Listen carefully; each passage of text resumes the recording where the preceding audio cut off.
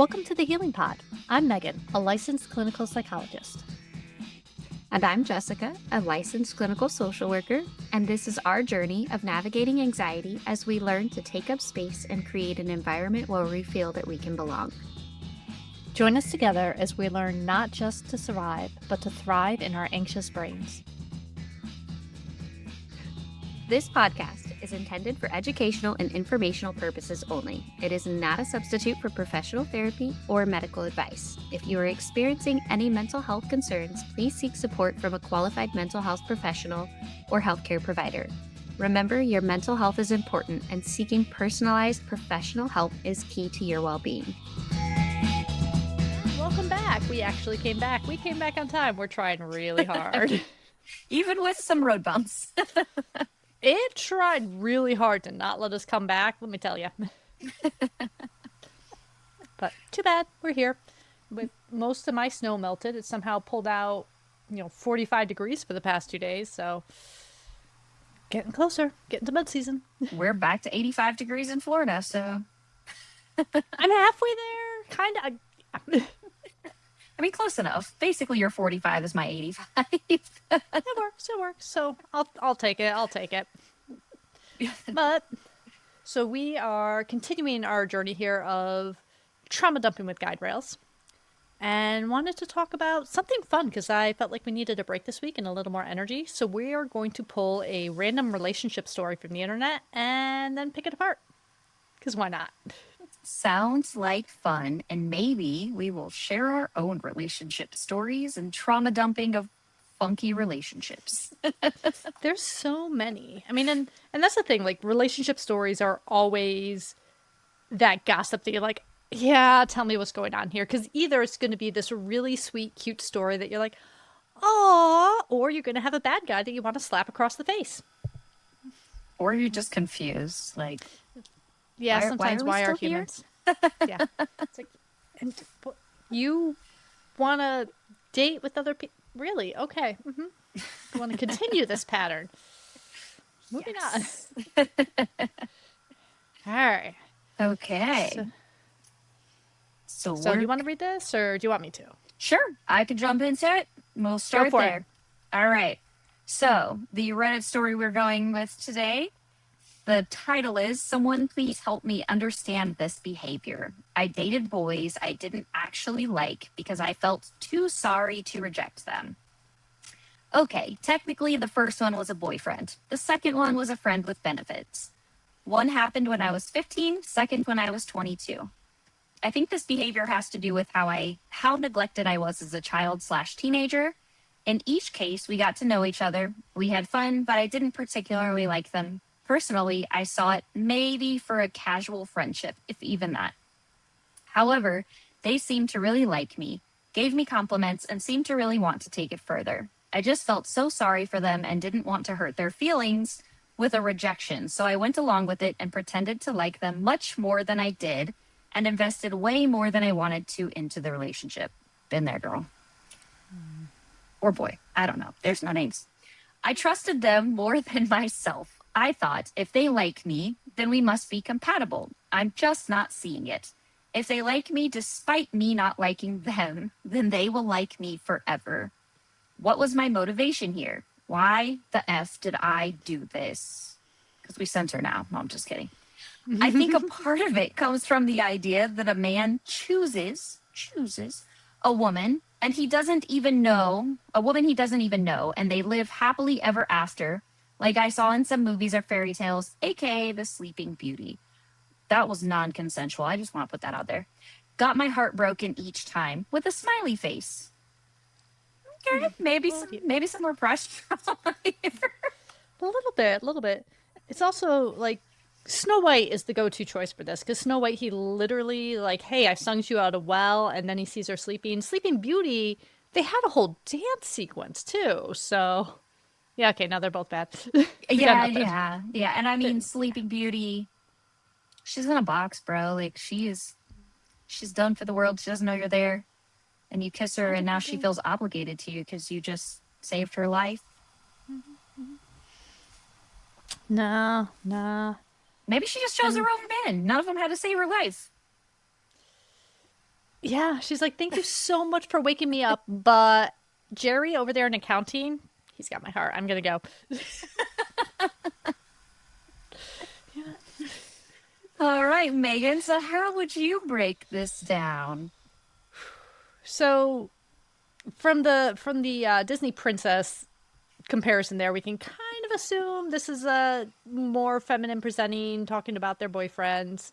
Uh, we can assume that it's not an unusual setup. The I don't know myself and somebody else probably knows me better. We got that from the get go. Yeah. I don't know what I like. I mean, The Runaway Bride was the movie with that theme. It's a very common. This is the cold feet. This makes you happy when I present myself this way, and I forgot how I actually am and what I'm actually feeling. So we're just gonna go with it until they ask me to actually marry you, and then I'm going to run away screaming. I think what really Yeah. stood out to me is the I didn't really like them, but I didn't want to hurt their feelings. Yeah. So I've we been there. got yeah. So there's a lot of people pleasing going on here. Definitely, we all got that. There's that no self awareness, like not sure what you want, what's making you happy. There's a big question here of are you even really into guys, or are we just like competing? You're supposed to like them, so you're pretending for the game here. What are we doing? What are we doing with this? Yeah. And then I think there's that level too of maybe you're like the girl next door. Not a whole lot of people notice you and fawn over you, and you see it with other people. So it's like, well, this one's paying attention to me. So maybe I need to take that. Mm-hmm. Yeah. So we're humans. We live in community. We need support. We like attention. Being told you're nice, you look good, you are intelligent, you are great at this skill, you are just naturally amazing in these ways feels good regardless. If we let ourselves hear that, it feels good. Hmm. And thinking someone thinks positively of us, we want that and we want more of that. So the first part of looking at here, like, why did I do this? How do you feel about yourself? Are these the people that you were considering your only sources of getting that feedback from? Or do you think you're pretty freaking fabulous as is? Yeah. And then you have the level two of she got her heart broken each time. So Mm-hmm. what happened there? Like, there's so many questions I have. Like, how did they break your hearts if you didn't like them? That's a good question. Because I know back when I dated guys, it's so much fun. But my, it, it's back when I dated guys. It happened. I was dating this one guy that I'll have tons of stories about for freshman year of college. And when we broke up, I went upstairs and baked cookies. And like the people on my dorm floor was like, "Hey, what's going on?" I'm like, "Oh yeah, we just broke up." "Oh my gosh, are you okay?" "Got chocolate chip cookies. I'm doing good. How are you doing?" So there is that level of if you really weren't invested, if you really didn't like them, yeah, you're not going to be too upset. Right. So And something. yeah, like, is that the only source of attention that you were Mhm. receiving? Or, what was happening there? Yeah. Like, yeah, I think back to when I was, once she said she was 15, thinking back to dating when I was school aged, there was a boy that when Mhm. I think I was in middle school, maybe, and Mhm. he was a nerd. Nobody liked him. Nobody was really nice to him. And nobody talked to him. Like, the poor kid had no friends whatsoever. So then, like, I remember he wrote me this note in computer class asking if I would be his girlfriend. And I was nice to Oh. him because I was not mean to anybody. And I was like, I don't even really like this kid. He's kind of weird, picks his nose a lot. But I didn't want to hurt his feelings. So I told him yes. And like every single day, he would bring me this random stuffed animal that smelled like cigarette smoke and cat pee. And Ooh.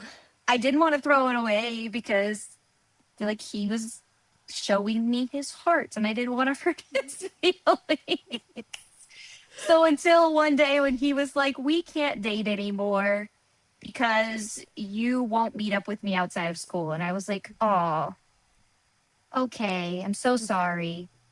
Mm-hmm. But I don't remember feeling heartbroken. I was like kind of relieved that he decided to break up with me so I didn't have to be me.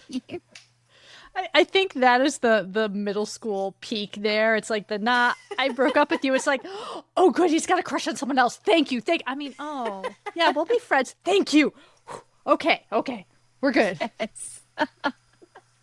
So that's where that last part kind of got me. Like I get heartbroken each time. I'm like, and I'm a people pleaser. Like I'm top of the line. I don't want to hurt your feelings, so I will go along with it. But then if that is literally all that's going on, all you feel afterwards is freedom and relief Oh and my thank gosh. you. Okay, back to the books and the cats. We got this. So there's definitely something going on for this writer. Why do I do this?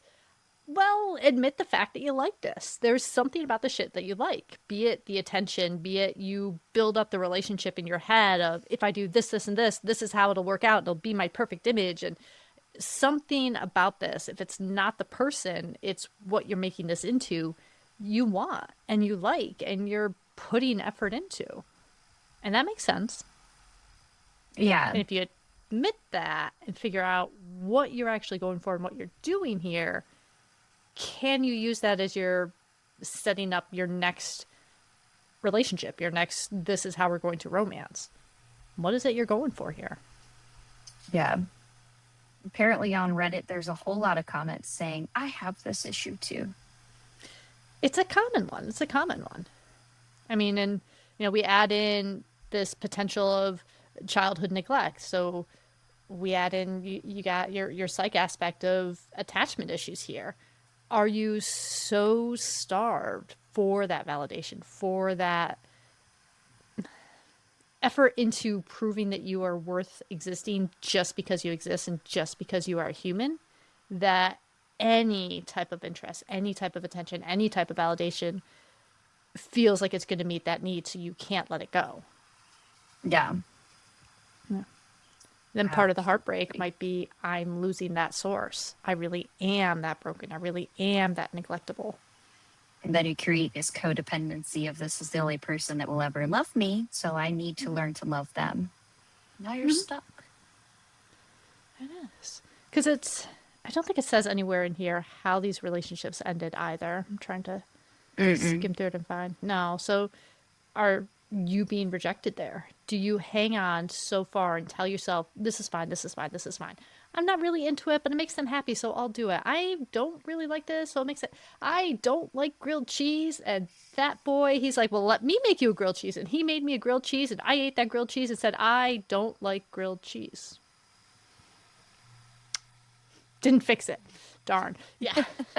Like, are you trying to change who you are, and then when they realize it, they're looking for something that actually matches them better?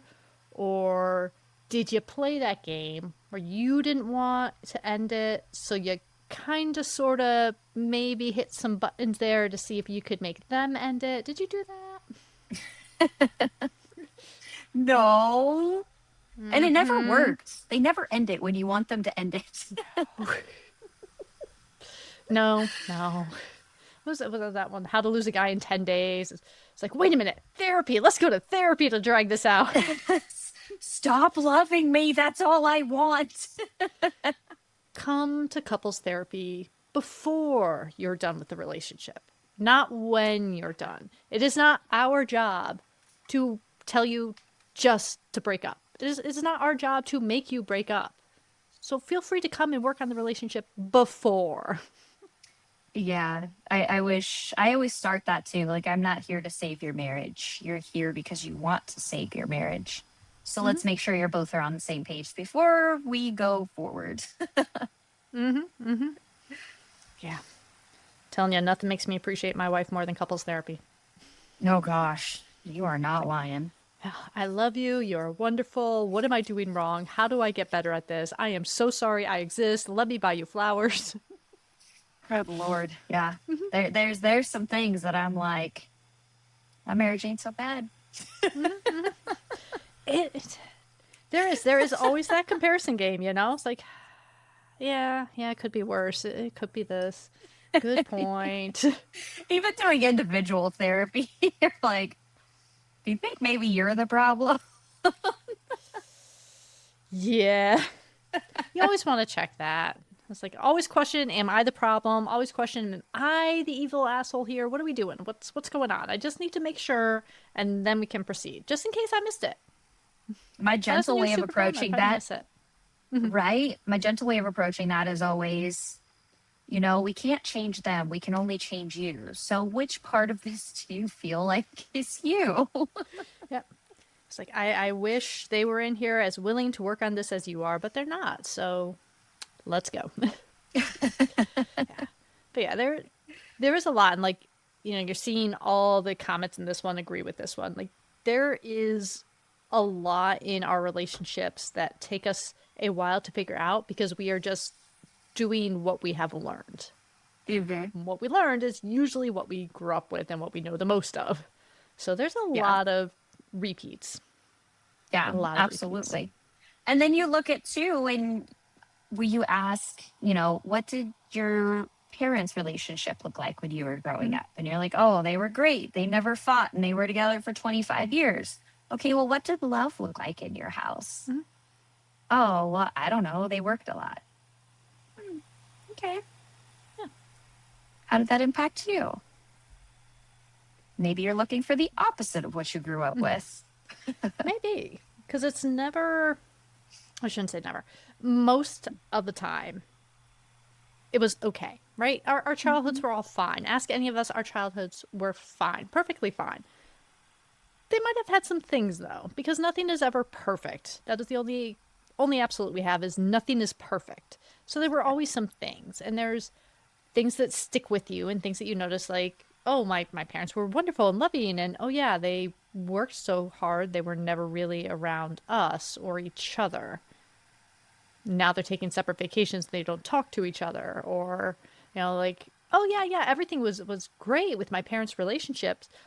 We have two separate houses and they don't eat dinner together, but they're married and they're wonderful on camera. Like there's a lot, and Mhm. recognizing that is a big thing instead of just blindly following it. Like, Yeah. oh, you're supposed to just sit down and yell across the house for someone else to bring you your food and your drink because once you're home and no one does anything. Yeah, no. How's that impacting everyone around you? How do Hey, they? nobody does that for me. Yeah, right. I forget that option. I feel like I'm the one that's always delivering the food. Something's wrong here. Uh huh. Try it the other way and see how it feels and see what it feels like to do it to everyone else, and then go, oh wait a minute, neither of us should do this. Oh, yeah. Yeah. Yeah, like if you're just reliving the same patterns, if you're not challenging them, if you're not seeing how they benefit you, how they benefit others, how they hurt you, how they hurt others, you're just going to end up in the same place as last time, or as your parents did, or as wherever that pattern came from. Hmm. So if you're, I always do this, why do I always do this? Why am I doing this over and over again? Okay, what did you do different? We have two examples here. There was probably 15 others. I don't know how many people they dated. We have all the other examples there. If you're doing this over and over again, great. What are you doing exactly the same, and why aren't we doing anything different? Can anything be different here? I don't know. Absolutely. And then I feel like there's that level too of really asking yourself, what value does this person bring into my life? How do I feel when I'm around this person? Not just, but they seem happy with me, so maybe it's okay that I stay. Yeah. That same thing that we talked about for this writer, that wanting validation and wanting the sport and wanting the, that's Hmm. a human thing. So this person that seems happy with you, they are also human and they are also going through something of their own like all of this. It's probably not going to be exactly this, but it is going to be something like all of this. You know, Yeah. they're in that same spot. They're wanting that support. They're afraid of rejection. I don't know if this is the true them or if this is their image that they're putting on for you. And if you're both going into this fake, that's a bad rom-com waiting to happen. Maybe they don't like you either. Maybe not. Maybe everyone's gay in this scenario. I don't know. You all need to come to terms with yourself, come out of the closet, and just go dance for a bit. You'll be much happier. Much happier. If you find that you've dated multiple boys over and over again, and every time you don't actually like them, maybe try something different. Yeah, when you realize that you like your friend so much more than you like your boyfriend, you're like, no, she's amazing and so hot, and anyone would be lucky to have her. You might be that anyone. How'd you meet your wife, Megan? She moved across the street from me and I rode my horse over to say hi. Totally didn't Disney princess it. What are you talking about? All while trying to make the trolls fit. We got this. We got this. We'll survive it. It's all good. Oh, totally. Yeah, like, and this is just one aspect and one little story we're reading too. Like, there's so many things in approaching relationships that takes a lot. You know, it takes a lot of slow it down, say it wrong, and give each other the grace to figure out why how it came out of your mouth was wrong and what your actual intention is and how to say it that way. Like the first words that come out of your mouth aren't well defined most of the time if you haven't practiced it. So you need to say, I don't know what I'm trying to say. Help me explain this. And then work on it together so you can figure out what it is and deal with that problem. You need to know yourself. And you're not going to know yourself perfectly. I mean, this person, 15 and 22, they are a baby. They are a baby. Tiny little thing here. You need to be willing to explore yourself. And the hope is to have someone that's willing to go on that exploration with you. Yeah. And allowing yourself that space to really write down, what is it that you do like? Is there something you like about your partner? What do you not like about your partner? Write it all down and look at it. Or then how is that coming into play of who you are as a person? And why you do or don't like those things? And why do you stay if you don't like those things? Yeah. And how do those things reflect in yourself too? Like if you're sitting here and for this person, they're saying, oh, I'm just doing things because I felt sorry for the other person. If they were doing the same thing to you, that would feel horrible. I don't want you to just pity love me. It feels bad. It doesn't work that way. Right. Pity love is not fun. And then it usually leads to either a divorce or a lifelong miserable relationship. Well, like pity love on the one hand, for the person doing it is going to be that resentment. Like, I'm just doing this because you need me to, and oh, you're so needy all the time. Like, it's going to lead to that. And pity love, on the other hand, is that doubt. You don't really love me. You don't really want to know me. You don't really want to know who I am, and you don't really want to support me. The second I don't need you, you're going to stop loving me. Yeah. So not only can you not ever get healthier, you don't trust what's there. And then you're in fear all of the time. When is this person going to leave me? Yeah. And the person wants to leave if they are just doing it out of pity. So it is a true fear. They are going to leave you. They should leave you. You should leave them. Yeah. So I just came across this random Reddit post. Kind of similar, kind of not. So it says 90% of a romantic relationship is just friendship. Most married couples have sex once a week. It's just a fact. That means that the rest of the time is non-sexy time stuff.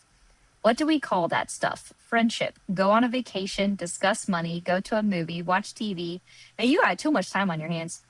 All stuff you would do with a friend. Even raising kids is more like a group project than a romantic thing. The sexy time is just a small part of it.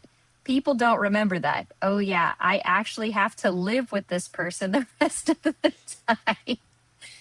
Dating equals infatuation and sexy time. Long-term live-in relationship is where it gets real and lots of people find out, gee, I don't really like this person. I just liked the sexy time that is now starting to feel incredibly stale. I want to know what kind of dating this person is doing. Good Lord.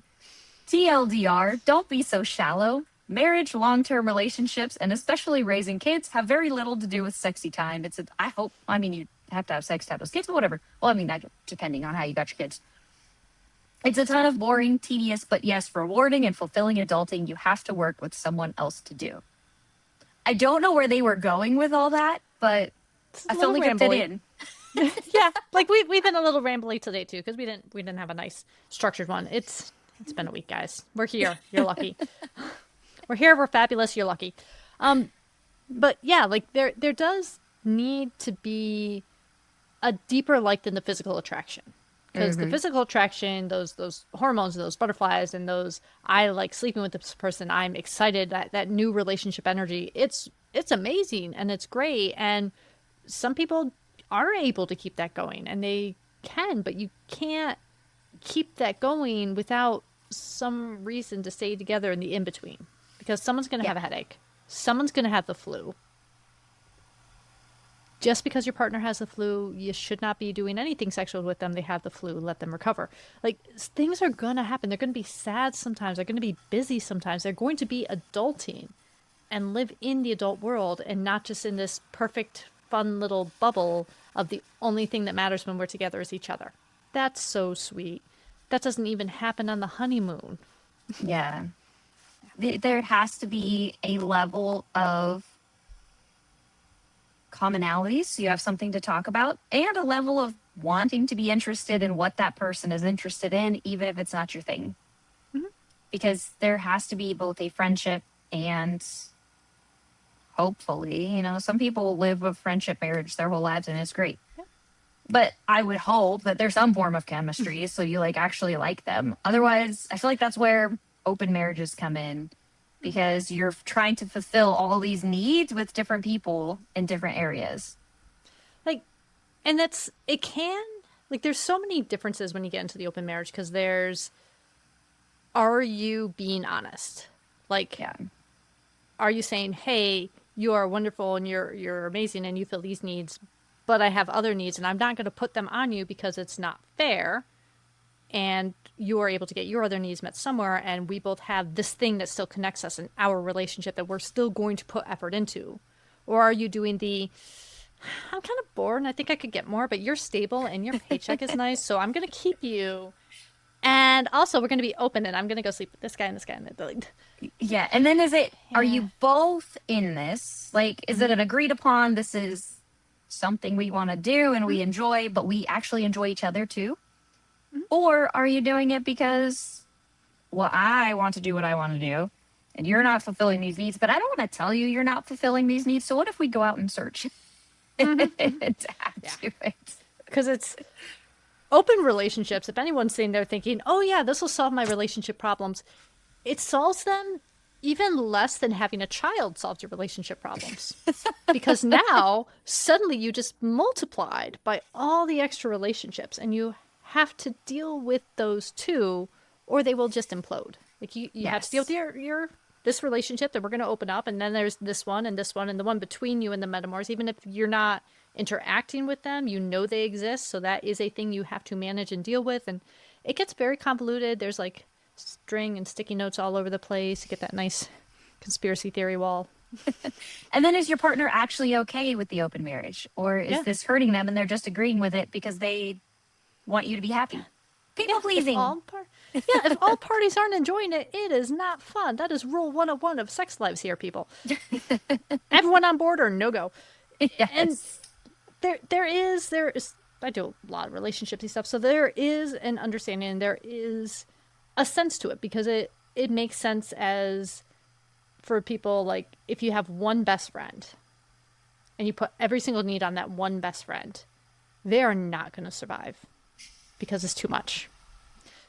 But if you have one best friend and a spouse, and the spouse does all the spousal needs and the friend does all the friend needs, that's a little more balanced. Or if you have a few best friends, or a few friends at least. Yes. You mean it's okay to have friends? You don't have to be together 24/7? You don't. I mean, we're managing it. We kick ass and we're awesome and we're thousands of miles apart. So, True. yeah. But you do need that balance because one person is never enough. Because as we just said, sometimes you get the flu, sometimes you get sad, sometimes you have to work, sometimes you have to adult, sometimes you're just more interested in a video game or a new book or a podcast than you are in facing reality at that moment, and you need a break because reality is a lot right now. Mm-hmm. Come back to it and check in every now and then, but sometimes you need the break too.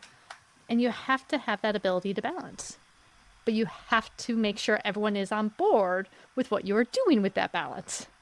Yes. That's an important piece. Yeah. Communication. If only one party knows it's not an open relationship, it's cheating. Wait a minute, that's a thing? I thought That's it a just meant I wasn't thing. paying attention or listening. No, just because they told you that you agreed to it when you have absolutely no memory of doing so doesn't mean it happened. Well, wait, you weren't fulfilling my needs, so I thought you'd be okay with it. I guarantee someone out there, someone has said that. It's like, what? Everyone does it these days. You still have to open your mouth and say that's what you're doing. They have to opt in. I know you don't enjoy that, so I was taking it off your plate. I found somebody else who enjoyed doing that with me. No. That is not how it works. No. People are so bad. I'm jaded. I've been doing marriage therapy way too long. Little bit, little bit. Like I said, it makes you appreciate the good ones a lot. Mm-hmm. Sorry, I'm eating jelly beans. Oh, that's fine. I'm eating my sandwich. So yeah, I think we've been very, very convoluted. Can we summarize that at all with everything we just did? Because we came in here after a week and we're pretty low energy, so we found this fun story and talked about it. Mm-hmm. And like, you're gonna repeat your childhood years. So you're doing these patterns. Let's try to look at things differently. Let's figure out you did this for a reason. Something got out of this. You got your heart broken because you were getting something out of it. Yeah. What is it you want? What are you liking? Is there a healthy way? Yeah. Does it feel icky to like that? Does it feel icky to like the thing and to get the thing? Does it feel icky to have to manipulate in order to get the thing that you legitimately need? Because you do legitimately need these things. We just need to find the healthy way of getting them. Do you not enjoy spending time with that person? Mm-hmm. And it's okay to say, you know what, I really don't like this. And sometimes it's kinder to be honest with them than to stay in a relationship. Sorry, now it's stuck to the inside of my tooth. That you feel like every time you're with them, you're like, oh, how do I avoid hanging out with them? So maybe it is kinder. You're afraid of hurting their feelings, so you don't want to tell them you don't want to be in it. To openly be like, hey, this isn't working for me. And being honest. Being honest is always the way to go, guys. It's just always the way to go. It really is. Works much better. It may hurt in the moment, but they may be happy in the long term because maybe they find somebody who actually enjoys their company. Yeah. It is hard to end relationships. It is. It hurts. You cannot have that just, I'm fine and you're fine. Like that doesn't really happen because you're still saying goodbye to something. It's going to hurt. It's okay to hurt. It is okay that the parties are going to hurt and move on to something that is better and healthier for them. That's okay. Sometimes things have to hurt. And it's okay if you're not the person for them. Yeah. You don't have to be. There's so many other people in this world. You don't have to make yourself into the right person for anyone. Exactly. And maybe you just want to be a spinster with all your dogs. That's okay too. That's what I want to do. Be kind of nice. Although my dogs are awfully needy. You know, they are. You poor rooster. Oh my gosh. So talking about trauma dumping, my bird dog attacked my rooster. Poor thing wasn't smart enough to fly away. Oh my god, just fly up. Like you're in the stall. Like get up on the door and he can't get you. Nope. No. Too panicked. Yeah, poor thing. He's okay. Everyone's okay. Just poor thing. Yeah. Hopefully he's okay. I haven't seen him in a few hours. Oh gosh, hiding. All We're right, gonna so go with that. yeah, we'll go with that for now. So on that fun note, now, yeah. So I think we'll probably come back around. We'll probably have a few other relationship ones when we're in a better headspace, maybe, and in a better energy level ourselves. But I wanted to make sure we actually got something out here a little bit. So we'll keep finding some fun stories. We'll keep up for your stories.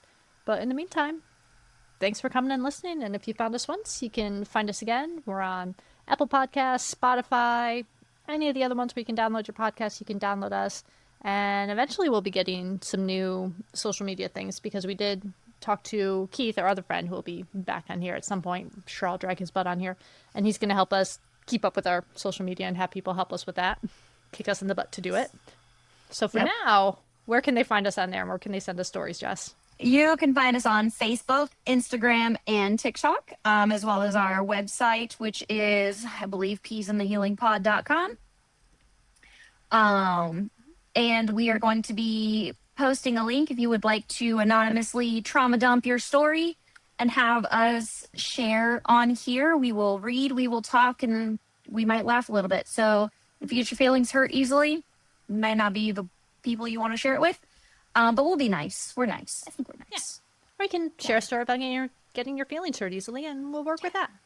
You can do it anonymously. You can say, here, this is me and who I am, and I'm not going to share anything other than your first name, if that is what you choose to do. Or even better, if you send us a message and you want to come on with us and trauma dump live, we are all about that. So yeah, we will get that up, and we will look forward to hearing from you all. So I'm going to cough a little more and choke a little more, and we will say goodbye, everyone. See you soon. Bye.